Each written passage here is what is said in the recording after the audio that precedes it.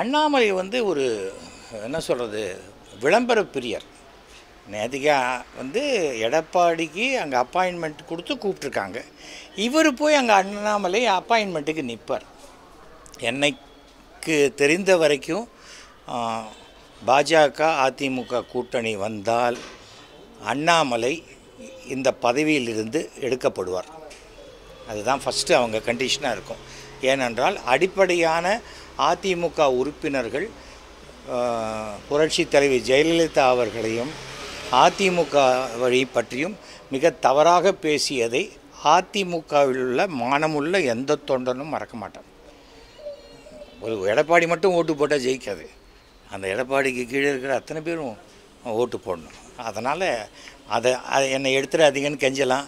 இல்லை நானே ராஜினாமா பண்ணிடுறேன், ஐபிஎஸ்சில் ராஜினாமா பண்ண மாதிரி அவங்களே எடுக்கிறதா இருந்தாங்க, அதுக்கு நானே ராஜினாமா பண்ணுறேன்னா இல்லையா, அது மாதிரி பண்ண. அண்ணாமலை என்றாலே அரசியலில் பொய் அப்படின்னு அர்த்தம். வாயை திறந்த பொய்.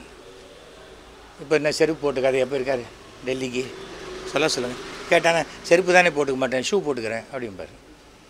தவிர வந்து அவர் பேச்செல்லாம் அவருக்கு அரசியலில் ஒன்றுமே தெரியாது. அரசியல் பூஜ்ஜியம் என்றால் தமிழக அரசியலில் வந்து அண்ணாமலை தான். இவர் வந்து விஜய்க்கு போய் அட்வைஸ் பண்ணுறாரு. தரம் தாழ்ந்த வார்த்தைகளும் விமர்சனங்களும் பேசுபவர் தான் அண்ணாமலை. இடுப்பை கிள்ற நடிகன்னு பேசுகிறாரு. யாராவது இடுப்பை கிள்னா அதை ரகசியமாக வீடியோ எடுத்து குழப்பம் நடத்துறது தானே அண்ணாமலை. அதானே பண்ணிகிட்ருக்காங்க. அவர் அப்படி பண்ணிட்டார், இவர் இப்படி பண்ணிட்டார், அவரை நீக்கு இவரை நீக்குன்னு ரகசிய வீடியோ எடுக்கிறது. அதெல்லாம் விஜய் வந்து ஒரு அரசியலுக்கு வராரு, ஜெயிக்கிறாரு தோக்கிறாருங்கிறது அது விஜயோடைய உழைப்பை பொறுத்தது, மக்கள் ஏற்றுக்கொள்கிறாங்களா இல்லையாங்கிறத பொறுத்தது. இந்த சூழ்நிலையில் 2026 தமிழக அரசின் தேர்தலில் மீண்டும் திமுக தான் வெற்றி பெறும், முதலமைச்சர் ஸ்டாலினாகத்தான் இருப்பார். அதில் எந்த விதமான மாற்று கருத்தும் கிடையாது. மேத்தமெட்டிக்ஸ், தேர்தல் என்பது மேத்தமெட்டிக்ஸ். அந்த கணக்கு சரியாக இருக்கும் வரை திமுக தான் மிகப்பெரிய வெற்றியை அடையும். இவர் வந்து எடப்பாடி வந்து சொல்லியிருக்காரு, அண்ணாமலை இருக்கிறதுனால வந்து எங்களால் எதுவுமே செய்ய முடியாது அப்படின்ற மாதிரி ஒரு தகவல் வருது. எப்படி பார்க்குறீங்க? அண்ணாமலை பிஜேபியில் அவர் தலைவராக இருக்கக்கூடாது, அவர் இருக்கிறதுனால எங்களால் எதுவும் செய்ய முடியாது. அதுதான் அண்ணாமலை இருக்கக்கூடாதுங்கிறது அவங்க முதல் கண்டிஷன். அதுக்கு அவங்களும் டெல்லியும் ரெடியாக இருப்பாங்க. அண்ணாமலையா இல்லை கிட்டத்தட்ட 50 லட்சம் ஓட்டான்னு பார்க்கும்போது அண்ணாமலை ஒன்றுமே கிடையாது. ஏன்னா அண்ணாமலை ஒரு கவுன்சிலராக கூட நின்று ஜெயிக்க முடியாதவர். அவர் அண்ணாமலையை போன்ற ஒரு பச்சோந்தியை பார்க்கவே முடியாது. அண்ணாமலை முதல் தடவை எம்எல்ஏ சீட்டுக்கு நின்ற போது மோடி படத்தை போட்டால் ஓட்டு கிடைக்காதுன்ட்டு மோடி படத்தை போடாமையே ஓட்டு கேட்டவர் அவர். ஏன் அண்ணாமலை வந்து அவ்வளோ நேர்மையானவர்னால் எதுக்கு அவங்க உறவுக்காரங்க செங்கல் சூளையில் ரெய்டு வந்தது, இன்கம் டேக்ஸ் ரைடு? சும்மா இங்கே இருக்கிறவங்கள பயமுறுத்தி நான் இன்கம் டேக்ஸ் பண்ணிவிடுவேன், இடி ரைடு பண்ணிவிடுவேன், யாரை வேணால் பண்ணலாம். ஆனால் அது நிரூபிக்கப்படும் வரை அவர்கள் குற்றம் சாட்டப்பட்டவர்களே தவிர அவர்கள் குற்றவாளிகள் அல்ல. தவிர வந்து திமுக அரசு இன்றைக்கி எவ்வளவோ நல்ல விஷயங்கள், அந்த குழந்தைகளுக்கான காலை உணவாக இருக்கட்டும், மதிய உணவாக இருக்கட்டும், மகளிருக்கு கொடுக்குற 1000 ரூபாயாக இருக்கட்டும், இலவச பஸ்ஸாக இருக்கட்டும், ஒரு குடும்பத்துக்கு சுமார் 4000 ரூபாய் வரைக்கும் உதவி செய்கிறாங்க. இன்றைக்கி திமுக செய்யக்கூடிய அந்த உரிமை தொகை தான் இன்றைக்கி டெல்லியில் அறிமுகப்படுத்துகிறாங்க, 2500 ரூபாயை. தமிழ்நாட்டில் மற்ற கட்சிகள் நான் வந்தால் செய்வேன் அப்படின்னு வேணால் சொல்லலாம், ஆனால் திமுக செய்து கொண்டிருக்கிறது. அதைத்தான் நான் கேட்டேன். சமுதாயத்தில் ஒரு பட்டன் ஃபோன் கூட இல்லாமல் மிகவும் நலிந்த, தினசரி சாப்பாட்டுக்கே கஷ்டப்படக்கூடிய ஒரு 10 லட்சம் பிராமணர்கள் இருக்காங்க. அவர்களுக்காக அந்த அந்தணர் நல வாரியம்னு ஒன்று ஆரம்பிங்க அப்படின்னு நான் முதலமைச்சரை கேட்டிருக்கேன். அதை ஆரம்பித்து கொடுத்தால் நான் திமுகவுக்கு அனைத்து இடத்துலையும் போய் பிரச்சாரம் பண்ணி சுமார் என்னால் 3லேருந்து 5 லட்சம் ஓட்டுகள் வாங்கித்தர முடியும். ஏனென்றால் நமக்கு யார் நல்லது செய்கிறாங்களோ அவர்களுக்கு பதிலுக்கு நாம் நல்லது செய்யணும். அப்படிப்பட்ட நல்லவைகளைத்தான் இன்றைக்கு முதல்வர் ஸ்டாலின் செய்து கொண்டிருக்கிறார். அது தவிர வந்து எல்லா விஷயத்தையும் அரசியலாக்குறதுங்கிறது சரியான முறையே இல்லை. அவ்வளோதான் நான் சொல்ல ஆசைப்படுறேன். ஒரு பிரச்சனை, காவேரி பிரச்சனைனா வரமாட்டாங்க. அந்த காவேரி பிரச்சனையில் திமுக ஜெயிச்சிடக்கூடாது அப்படியா, அந்த நம்மளுடைய நமக்கு வந்து 39 எம்பி சீட் இருக்குது, அதை குறைக்கக்கூடாதுன்னாங்க. நான் முதலமைச்சர்கிட்டையும் நான் சொன்னேன், எல்லார்கிட்டையும் நான் சொல்கிறேன், குறைக்கக்கூடாதுங்கிறத நாம் கேட்கக்கூடாது. நீ பீகாரில் எத்தனை பர்சன்டேஜ் ஏற்றுறியோ அத்தனை பர்சன்டேஜ் இந்த பக்கமும் நீ ஏற்றி ஆகணும். ஷேர் அந்த பர்சன்டேஜ் சிஸ்டத்தில் தான் வரணும்.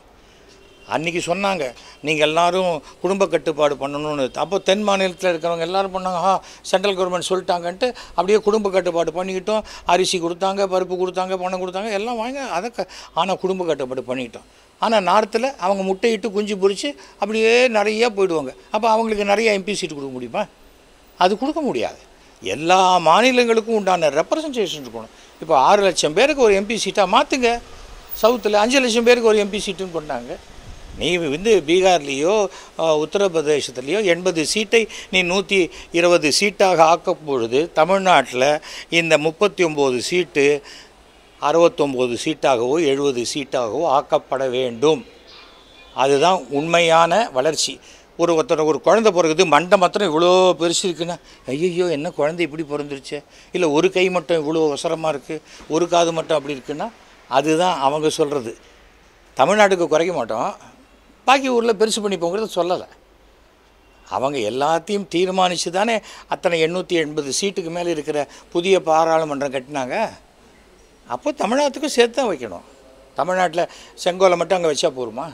மக்களுடைய ரெப்ரசன்டேஷன் என்ன அது வேணும்ல. அதுக்காக சொல்கிறேன். இருமொழி கொள்கைங்கிறாங்க, மும்மொழி கொள்கைங்கிறாங்க. எத்தனை இந்த கேந்திரிய வித்யாவில் தமிழ் கற்றுக் கொடுக்குறாங்க? தமிழ் கற்றுக் கொடுக்கக்கூடிய ஆசிரியர்கள் எத்தனை பேர் இருக்காங்க? அதை முதல்ல தெரிஞ்சுக்கணும். தமிழ் ப்ரைவேட் ஸ்கூலில் பண்ணுறாங்களேன்னு கேட்குறாங்க. ப்ரைவேட் ஸ்கூல் கூட மத்திய அரசினுடைய சட்டப்படி நடக்குது, அதுபடி நடத்துகிறாங்க. ஏன் அண்ணாமலைக்கு ஸ்கூல் நாளைக்கு வாய்ப்பு கிடைச்சா ஸ்கூல் வாங்கிடுவார். அன்றைக்கி அவர் வேறு கதை சொல்ல, இது என் ஸ்கூல் கிடையாது, என் மச்சானுடைய மச்சினியுடைய அப்படின்னு எதையாவது சொல்லின்னு இருப்பார். அதாவது எனக்கு தெரிஞ்சு ஒரு அரசியல் புழுக்க ஒன்றுமே தெரியாத ஒரு ஆள்னா அது அண்ணாமலை. அண்ணாமலை வந்து அரசியலுக்கு எந்த விதத்துலையும் இருக்கக்கூடாதவராகத்தான் நான் பார்க்குறேன். தமிழ்நாடு பாஜக என்பது ஒரு சர்வைவ் ஆகணும்னா அண்ணாமலைங்கிறது இருந்தால் நடக்காது, அது வாய்ப்பே கிடையாது. அதே சமயம் அதிமுக பாஜக கூட்டணி என்பது அண்ணாமலை இன்னாமல் தான் இருக்கும். அப்படி தான் டெல்லியில் முடிவெடுப்பாங்கங்கிற நம்பிக்கை எனக்கு இருக்குது.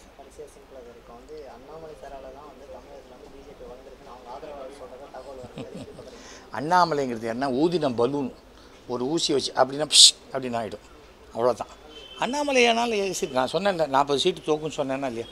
தமிழ்நாட்டில் இதில் பாண்டிச்சேரியில் 40 சீட்டும் பாஜக தோக்கணும் இல்லை, தோற்றுதா இல்லையா? அவ்வளோதான். நான் சொன்னது ஒன்றும் தப்பு இல்லை. எனக்கு யார் மேலேயும் பர்சனல் விரோதம் கிடையாது. நான் ஒரு ஸ்பெக்டேட்டர், வேடிக்கை பார்க்குறேன், இங்கேருந்து பார்க்குறேன்.